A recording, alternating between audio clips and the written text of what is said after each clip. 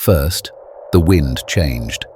But this wasn't the cool northern breeze we know. This was a burning, dusty breath that clawed at the lungs. Then the sky lost its color. The golden sunlight faded, replaced by a sickly purple twilight, as if someone had draped a filthy gray veil over the world. And then, the animals.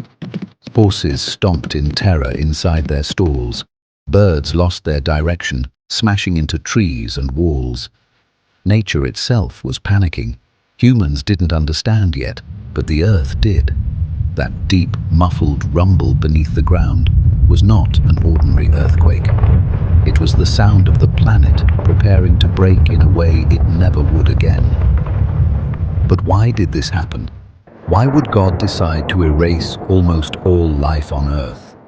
According to the ancient texts, humanity had reached a point of no return. Violence ruled the world. Mercy had vanished. When God looked down upon his creation, he could no longer recognize it. What was once beautiful had turned into something dark and broken. And so, a final judgment was made. The world could not be saved. It had to be cleansed, and only water could wash away the corruption.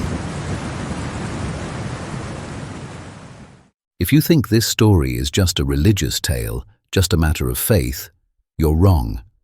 Because centuries before the Torah was ever written, the ancient Sumerians carved the same nightmare onto wet clay tablets.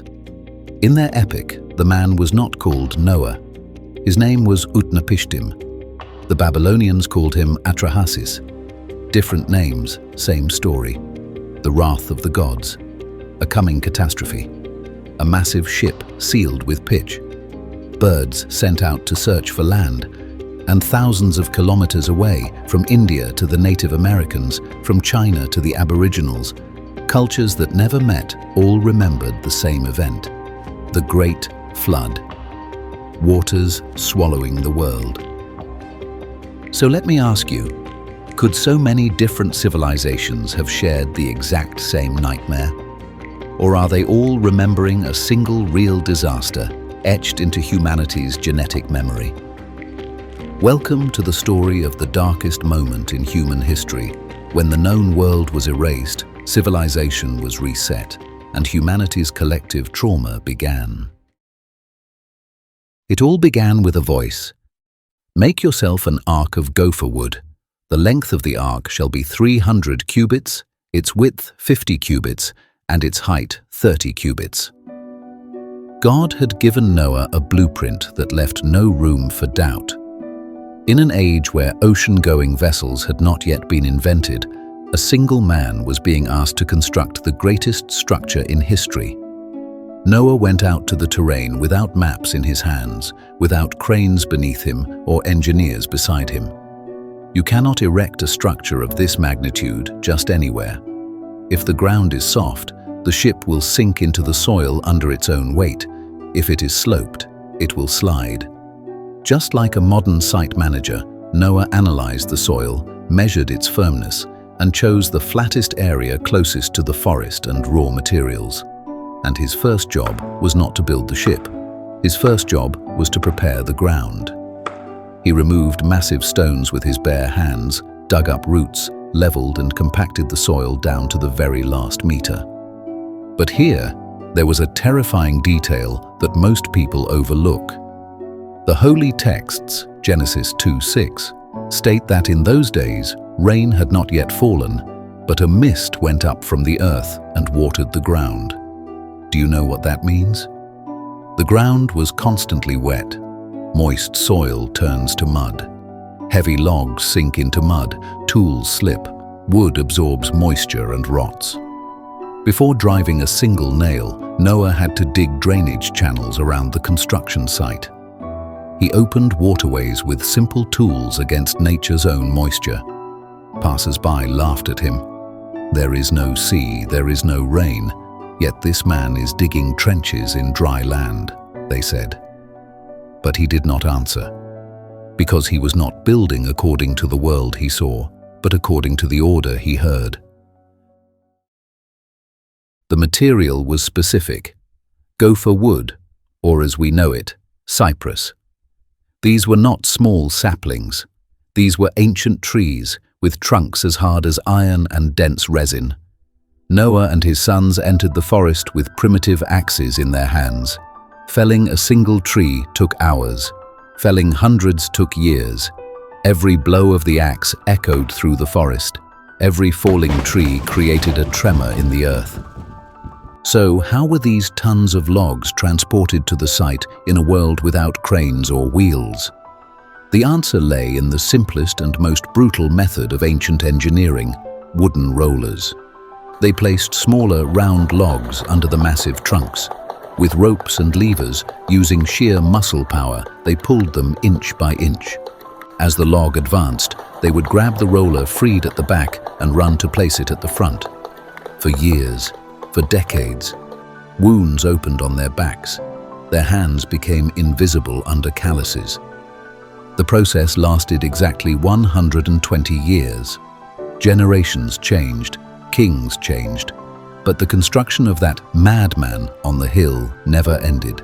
Neighbors, merchants, soldiers, they all mocked him. "Old man, there is no water here," they shouted. But Noah knew that an ocean they could not see was swelling on the horizon. The most critical moment of construction was laying the keel, the backbone of the ship. Finding a single tree 137 meters long was impossible. Noah demonstrated his engineering genius here. He had to join multiple giant logs end to end. But how would he keep them together? With nails? No, the metallurgy of that era could not withstand such pressure. Noah used a locking system known as mortise and tenon, still used in carpentry today. He carved male and female slots, locked the timbers together, and drove hard wooden pegs between them. These connections were so strong that even if the ship flexed in the storm, the keel would not break. Then the ribs began to rise, those massive curved beams that would form the hull. Noah and his sons lifted those tons of weight using ropes and pulleys. They used plumb lines, stones, to measure verticality. Because a single mistake, a single tilt, meant the ship would be torn apart under the pressure of the water. When the ship's skeleton emerged, the sight was eerie. In the middle of a desert where there was no sea, lay the skeleton of a gigantic wooden whale. When the ribs were finished, the ship looked like a cage. But it wasn't waterproof. The order was clear again. Coat it inside and out with pitch, that black, sticky resin coming from underground. Noah and his family boiled pitch in huge cauldrons. A heavy, throat-burning chemical smell enveloped the site. For weeks, perhaps months, they covered every crack, every joint with that hot, black liquid using brushes. The wood no longer breathed. The ship had turned into a pitch-black, shining, waterproof capsule. It was time for the interior design. The holy text, Genesis 6:14, uses the Hebrew word kiningin for the interior. This means cells, nests, or small compartments. The ship was not an open hangar. It was a labyrinth. Noah had to ensure the ship's stability. To prevent the ship from capsizing in a storm, the center of gravity had to be low. Engineering logic required this. Bottom floor, the heaviest animals, elephants, rhinos, large cattle, and water supplies. This would keep the ship upright against the waves. Middle floor, medium-sized animals and humans. Top floor, birds and lighter creatures. Also, ventilation. The Bible mentions an opening 1 cubit from the top. This was a window system running along the length of the ship, with overhangs to prevent water entry. Inside, the breath, waste, and methane gas of thousands of animals would accumulate. If Noah hadn't calculated this air circulation correctly, they would have died of poisoning before the flood even began.